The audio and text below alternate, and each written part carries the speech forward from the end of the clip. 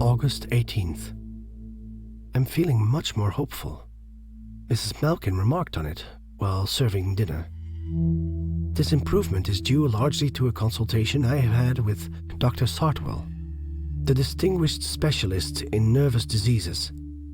I went into full details with him, expecting certain reservations. He scouted the idea that my experiences could be other than purely mental. When he recommended a change of scene, which I had been expecting, I told him positively that it was out of the question.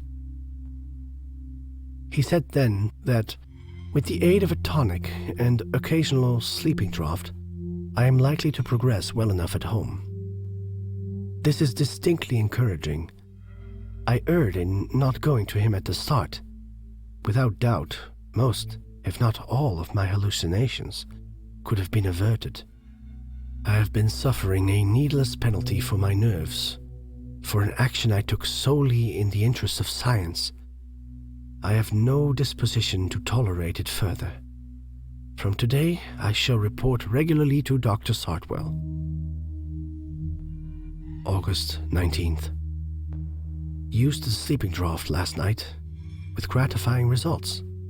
The doctor says I must repeat the dose for several nights until my nerves are well under control again. August 21st. All well. It seems that I have found the way out, a very simple and prosaic way. I might have avoided much needless annoyance by seeking expert advice at the beginning. Before retiring last night, I unbolted my study door and took a turn up and down the passage. I felt no trepidation. The place was as it used to be, before these fancies assailed me. A visit to the cellar after nightfall will be the test for my complete recovery. But I am not yet quite ready for that. Patience. August 22nd. I have just read yesterday's entry, thinking to steady myself. It is cheerful, almost gay, and there are other entries like it in preceding pages. I am a mouse in the grip of a cat. Let me have freedom for ever so short a time, and I begin to rejoice at my escape. Then the paws descend again. It is 4 a.m, the usual hour. I retired rather late last night, after administering the draught. Instead of the dreamless sleep which heretofore had followed the use of the drug, the slumber into which I fell was punctuated by recurrent visions of the slab, with the bowed figure upon it. Also, I had one pointed dream in which the dog was involved. At length I awakened, and reached mechanically for the light switch beside my bed. When my hand encountered nothing, I suddenly realized the truth. I was standing in my study, with my other hand upon the doorknob. It required only a moment, of course, to find the light and switch it on.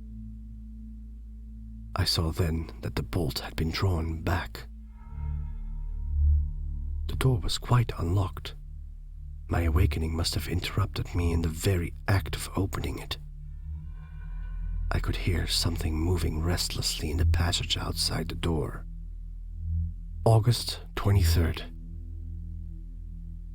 I must beware of sleeping at night. Without confiding the fact to Dr. Sartwell, I have begun to take the drug in the daytime. At first, Mrs. Malkin's views on the subject were pronounced, but my explanation of doctor's orders has silenced her. I am awake for breakfast and supper, and sleep in the hours between.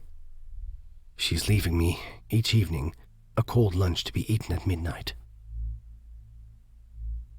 August 26th. Several times I have caught myself nodding in my chair.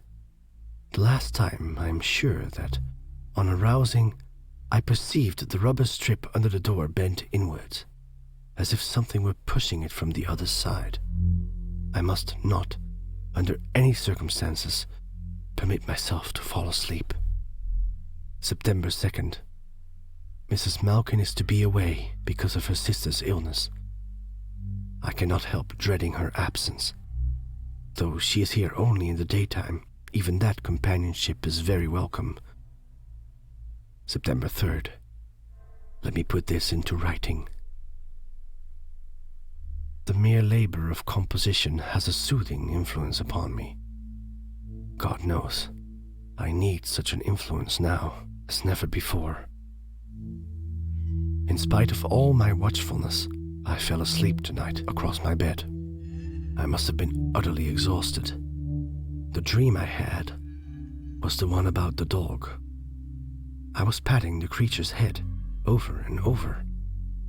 I awoke at last, to find myself in darkness and in a standing position. There was a suggestion of chill and earthiness in the air.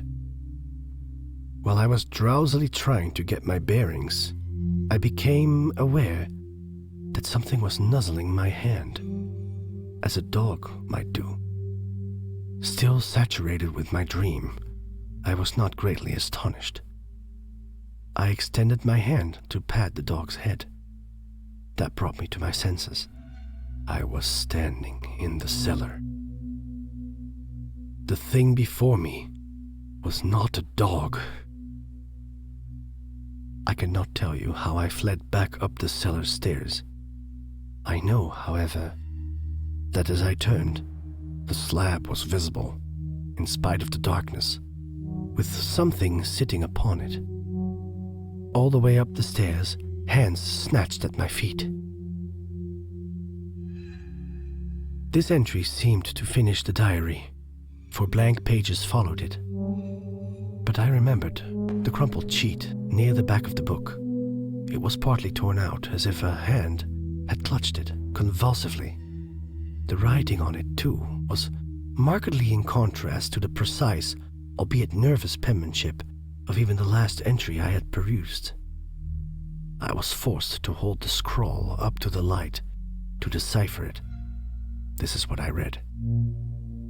My hand keeps on writing, in spite of myself. What is this? I do not wish to write, but it compels me. Yes, I will tell the truth. I will tell the truth. A heavy blot followed, partly covering the writing. With difficulty, I made it out. The guilt is mine, mine only. I loved her too well. Yet I was unwilling to marry, though she entreated me on her knees. Though she kissed my hand, I told her my scientific work came first. She did it herself. I was not expecting that. I swear I was not expecting it. But I was afraid the authorities would misunderstand. So I took what seemed the best course. She had no friends here who would inquire. It is waiting outside my door. I feel it, compels me, through my thoughts. My hand keeps on writing. Must not fall asleep. Must think only of what I am writing. I must. Then came the words I had seen when Mrs. Malkin had handed me the book. They were written very large. In places, the pen had dug through the paper. Though they were scrawled, I read them at a glance. Not the slab in the cellar. Not that. Oh my God, anything but that. Anything. By what strange compulsion was the hand forced to write down what was in the brain, even to the ultimate thoughts, even to those final words?